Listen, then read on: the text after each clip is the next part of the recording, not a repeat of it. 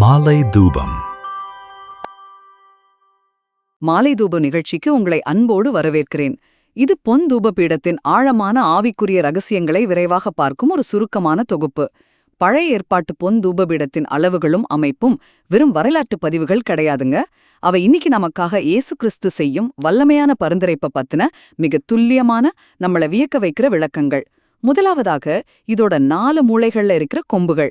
இந்த கொம்புகள் வெறும் அலங்காரத்துக்காக வச்சிருக்காங்கன்னு நினைக்கிறீங்களா? நிச்சயமா இல்ல.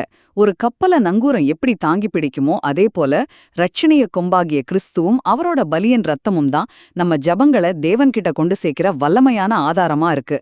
இரண்டாவதாக, இந்த ரத்தத்தால் உறுதிப்படுத்தப்பட்ட பரிந்துரைப்பு யாருக்கெல்லாம் கிடைக்கும்? இந்த பலிபீடம் 4 திசைகளையும் நோக்கி அமைஞ்சிருக்கு. வேதாகமத்துல 4 அப்படிங்கறத முழுமையை குறிக்கும். அதனால இயேசுவோட மன்னிப்பு ஏதோ ஒரு குறிப்பிட்ட கூட்டத்துக்கு மட்டும் இல்லாம உலகெங்கும் இருக்கிற சகல ஜனங்களுக்கும் உரியதுன்னு இது வெளிப்படுத்துது. மூன்றாவதாக, இது உலகெங்கும் போனாலும் எல்லாருக்கும் சமமா கிடைக்குமா? கவனிச்சிங்கன்னா இந்த பலிபீடம் மிக சரியான சதுர வடிவம் கொண்டது.